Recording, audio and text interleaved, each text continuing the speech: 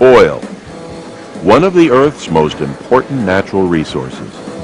Almost ranks up there with water, only I wouldn't try drinking it. But it's vitally important to the economy of the world, yet always damaging when released back to nature.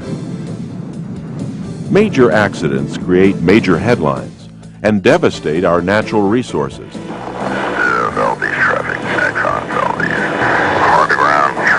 Evidently, we get some oil, and we're going to be here for a while. But it's not always the big spills that get and need attention. Every day, millions of gallons of oil products are pumped. And every day, thousands of gallons are spilled back into the environment because of poor equipment, poor training, and carelessness. Let's review some of the reasons why we, the Navy, have oil spills, and how with some insight we can avoid them. A bit more awareness, a little more care, and a little more common sense preventative maintenance could dramatically reduce the number of spills at Department of the Navy facilities. And wherever petroleum products are stored, they don't sit for long before they pass through some type of connection, whether performed by an operator or automatically. According to Department of the Navy statistics, every day and a half, someone causes an oil spill ashore, either directly through their actions or indirectly through their failure to act. We've got to find that person and stop them. Too bad it isn't that easy to eliminate spills. Here in the real world, overfills are a common type of spill. They're typically due to inattention on the part of the fuel operator, or to lack of information about the tank's size or current level. Today, let's go on delivery rounds with lead fuel operator Leon Vernon Stroud. His fuel farm buddies call him Elvis. And let's see how they do things at Naval Air Station Backwater, the base that Barack forgot. Hey Elvis, looking good. Thank you. Thank you very much. Say, you mind if I tag along a while? No problem, stranger, but I got some work to do here if you don't mind. Let's see, I got a 2,000-gallon tank. Looks like it's about half full. That'd be 1,000 gallons. Got to fill it to 90%. That'd be 1,800 gallons. So I need to put 800 more in here. I need 800 more gallons inside this thing. Elvis, that looks like a 1,000-gallon tank to me. And half full, if that eye of yours is properly calibrated, would be 500 gallons to full. And just 400 gallons to the fill limit. So 800 gallons would overfill at least by 300.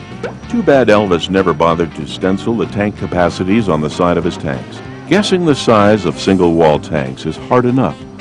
But it's worse when you can't even see the actual tank shell. Too often, the tank sizes listed in a facility's SPCC plan and other tank management records are just guesses. Specs on that new Dodge tank. They never measured their older single-wall tanks to calculate their true capacities. And they either never saw or they threw away the paperwork of newer diked or double-walled tanks. Hey, you see that game on Sunday? Ball game? Nice safety glasses, Elvis. Say, don't you think you ought to be paying attention to the tank? Things can happen fast when you're delivering fuel at 100 gallons per minute to a 1,000-gallon tank. The 100-gallon difference between 90% full and overflowing is only 60 seconds of inattention. And of course, that's assuming you aren't trying to put 2,000 gallons in a 1,000-gallon tank. You know, I ought to replace that thing someday. You ought to replace or report that thing today, Elvis. Gauges are a lot cheaper than cleaning up spills. Oh. Wow, I guess that is a 1,000-gallon tank, stranger. Give the man a cigar. He figured it out. Fortunately, the overfill would have gone into the space between the two walls of this double-walled tank. So the only damage would have been to the time clock, Elvis's time to drain the overfill. And of course, the trouble Elvis would have been in should his boss find out. Now let's move on to a tank Elvis can't overfill. This tank has positive connecting cam lock fittings, and it's equipped with a fill limiter. When the tank reaches the correct fill height, a float shuts off the valve in the fill inlet tube, much like a toilet. Now, we don't keep a spare fill limiter around, so I'm going to demonstrate how it works with these two pieces of pipe. This pipe represents a fill inlet tube or fill inlet pipe, and the fuel will be going down in there to fill it up. This would be our pivoting float arm. This would have a float on the end of it out here, and as the fuel level rises, this would lift up to horizontal, which would actuate a valve that would close off the top of that fill inlet pipe. Now, if this is installed improperly, this thing could only come up part of the way and hit up against the side of the tank wall, something like that, and prevent it from going all the way to horizontal, and that wouldn't actuate the valve. That means that we wouldn't have any fill limiter. I'm in love, my tank's all filled up. Oh. Our automatic gauging system isn't working properly, but that doesn't matter, because our fill limiter is automatic, and it's going to keep us from overfilling anyhow. Not like that gauge ever worked properly anyway. Who needs it? Elvis, if that gauge was defective from day one, it should have been replaced on day 2. And having a working gauge is important. Relying entirely on the fill limiter is a mistake. What if the fill limiter stuck? If you try hard enough, you can overfill a tank with a fill limiter. Just install it turned, so the float would hit on something inside, preventing it from moving upward properly.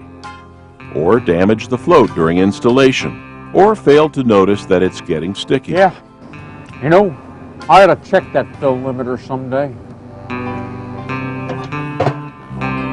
The cam lock fitting on the tank end of the delivery hose isn't dry disconnect, which means there's no valve in that fitting to close off fuel flow when the connection's broken. Handled improperly, Elvis could spill fuel when he disconnects. See, this hose still has some fuel left in it. So we got to walk this hose down, get all the remaining fuel out of it, let the pump drain it out. But before we do that, we got to break the connection and open up the valve. The reason for that is we got a system here that's kind of like holding your thumb on top of a straw when you pull it out of a drink. If you don't pull your thumb off the top, then the fluid can't drain out. So what we do is disconnect it right here, pull it off there, and then we open up the valve with that. Now the air pressure can push down in here, we can walk it back, walk it on down. That should clean that out now. Then we shut our valve off again here. Then we can go do our non-dry disconnect side of the fitting. Amazing.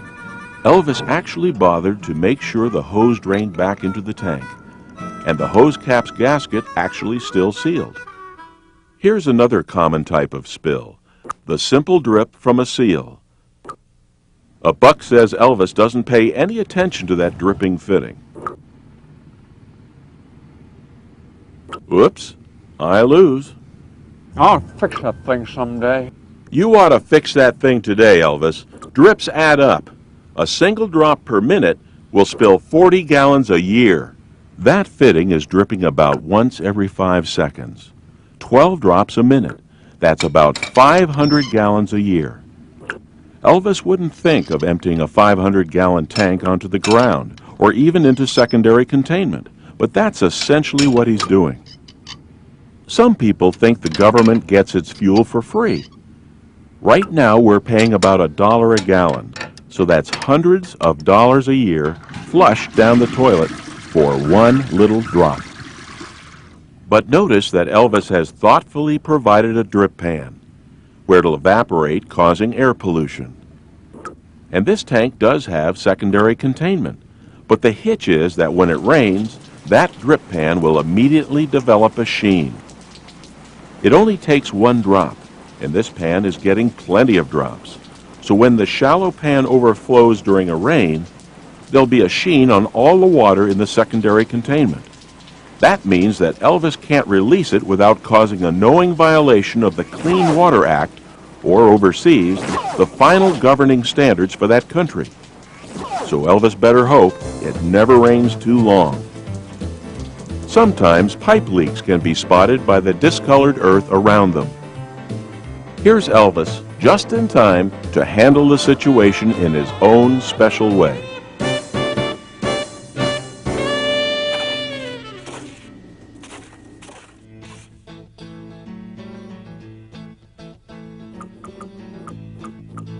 I think now will be a real good time to give you some pointers on keeping the truck up. Now you can see this leak here. See how wet that is around there? That indicates to me that that gasket's worn pretty good in there.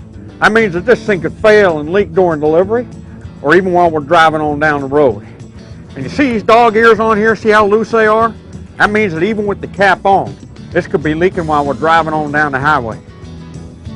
You know, I ought to fix those things someday. Now let's join Elvis as he refills the refueler truck at the loading rack. Basically, the refueler truck is just a rolling tank. The biggest problem is overfills and spills during transfer operations. Before Elvis does anything, he needs to bond the truck to the fuel system. Well, first thing I'm going to do is disconnect this vent cap off the back of the truck, hook up my vapor hose, try and keep them nasty toxins out of the environment, because after all, I'm the king of the environment. Now this truck here is equipped with special air brakes. When this door opens, you can hear them air brakes go on. That prevents this truck from moving while it's being filled. I ought to get one of these on family van, keep them teenagers out of the mall. This truck also uses a Scully bottom loading system, and this here is a special Scully connector. Now this attaches to a receptacle here on the bottom of the truck.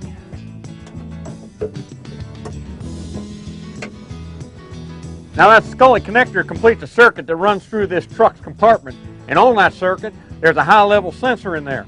So if the fuel level goes too high, it shuts off, just like the switch on the light. And then the pump can't operate, you can't overfill the truck. Now the third item is, we've got this here dead man switch. When you hold this down and everything else is right, you're going to get a green light over here, it means you're ready to fuel. Now, you get a red light, could mean several different things are happening. Number one, you might have some dirt on the female end of that Scully connector. That could have a bad connection. You might have too high a fuel level in there. You could have a malfunctioning high level sensor. Or maybe your dead man switch is malfunctioning. Maybe it's shorted out or something. Now some places, they'll try and cheat the system by shorting out the Scully connector, or maybe even throwing this on bypass and completely defeating the rack Scully system. Of course, we don't do that around here. All right, now it's time to hook up our product hose to the truck. On the rack side here, we got a special spring-loaded pop-up valve inside there. Something has to press up against that valve in order for it to deliver any fuel. So we come over here and hook it up to the other side of it. There's a pop-up valve on the truck side also. Hook the hose on there, clamp down them dog ears. Then we open up the valve on the hose with the manual switch, flip the valves there, grab our dead man switch, and now we're ready to go. This takes 1,000 gallons of fuel and she's just about empty, so I'll keep an eye on the meter and make sure we got the right amount in there. Keep a close eye on that meter. That's a pleasant surprise, hearing Elvis admit that you need to watch the meter at all. Well, let's end this on a positive note. While I've poked fun at Elvis, he isn't stupid. His problem is complacency. He's too fond of cutting corners. He's crossed that fine line between knowing how things are done in the real world and being a bit lax. Contrary to popular opinion, years of experience will not magically prevent spills. Everyone should be a bit more aware, take a little more care, and do a little more PM. Let's go over what we've learned. Overfills. Operator error, mainly inattention, is one cause. Wow, I guess that is a 1,000-gallon tank, stranger. The best gauge in the world isn't worth a plug nickel if you don't watch it. You know, I ought to replace that thing someday. And even knowing the level, lack of information about the tank size can cause an overfill. Mark your tanks prominently after measuring your single walls and calculating their sizes, and after rechecking the papers on your double walls and diked tanks. Even experienced operators who think they know tank sizes can be really off. They may have calibrated their eyeballs on tanks that weren't the size they thought, And there are several ways you can lack information about tank level. You must have a properly working gauge. It has to be in a position and large enough so the operator doesn't need X-ray vision to read it. For tanks with fill limiters, the float needs to be installed so it doesn't hit the tank wall or other interior structure. And down a notch from overfills, we have simple spills, like when you break a cam lock connection and some spills out. You need to replace the gaskets and dog ears when they get damaged or worn. And down a notch from spills, we have drips. Drips add up. Now moving to the loading rack, let's go over a few pointers. Get a green light. If it isn't green, find out why. Watch the meter, and not just when the pump slows down. Well, that's it. All we're asking is that you be a bit more aware, take a little more care, and do a little more PM. You are the front line for saving tax dollars and for protecting our environment.